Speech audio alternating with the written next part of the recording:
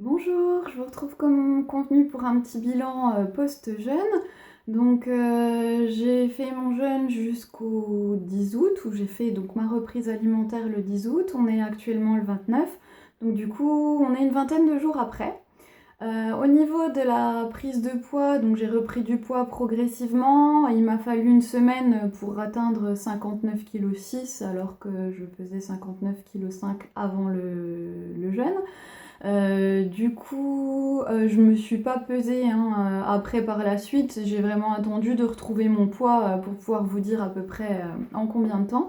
Ça n'a pas du tout été régulier dans la reprise de poids. J'ai pris 400 grammes le premier jour, 1,3 kg le deuxième. Après, j'ai oublié de me peser le troisième. Je faisais 58,7 ensuite, 59, puis 59,6. Par contre, là, je me suis quand même pesée ce matin parce que je m'étais pas du tout repesée depuis que j'avais repris mon poids normal. Et puis là, je fais 57,8. Donc, c'est-à-dire, en fait, j'ai perdu 1,7 kg au final par le biais de ce jeûne sur la vingtaine de jours. Voilà, une fois que c'était un petit peu lissé. Alors je pense que ça vient de deux raisons.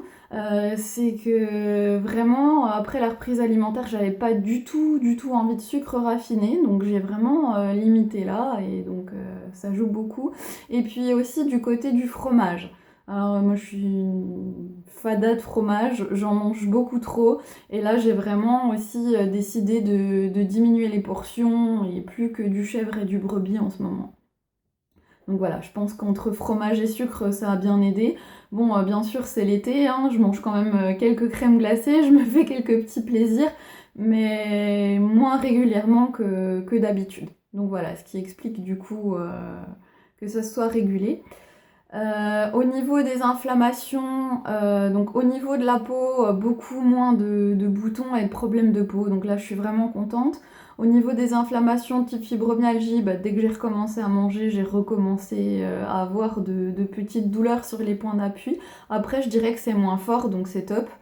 Et puis au niveau du ventre ballonné et qui gonfle, là par contre, enfin voilà, dès que j'ai commencé à remanger, c'était à nouveau la catastrophe. Le ventre de femme enceinte. Bon, je persiste à dire qu'il y a vraiment des soucis au niveau de mes intestins, et puis du coup, ça me conforte dans le fait de changer mon alimentation là, d'ici un mois maximum, à arrêter tout ce qui est sucre raffiné, produits laitiers, gluten et tout ce qui est levure aussi, voilà, au minimum pendant un an. Alors effectivement, ça va être compliqué, ça fait quelques temps que je m'y prépare, mais vu comment s'est passé le jeûne, je suis vraiment convaincue que c'est ça qu'il faut que je fasse.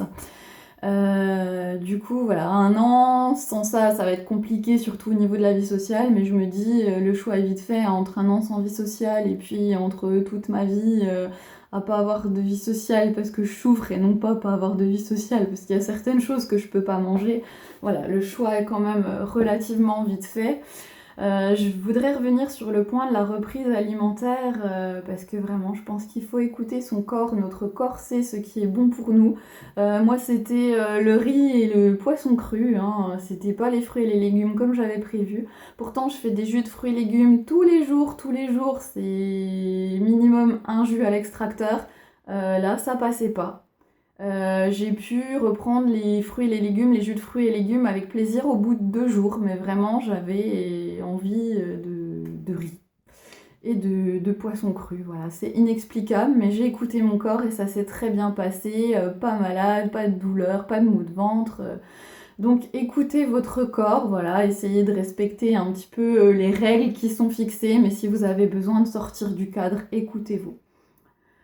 Voilà, sinon aussi au niveau moral, j'ai l'impression que ça m'a fait du bien, que je suis peut-être un petit peu plus sereine, un petit peu plus optimiste, et les pensées moins dans le brouillard. Voilà. Et puis c'est à peu près tout ce que j'avais envie de partager avec vous. Merci beaucoup pour votre écoute et puis belle fin de journée à tous. Au revoir.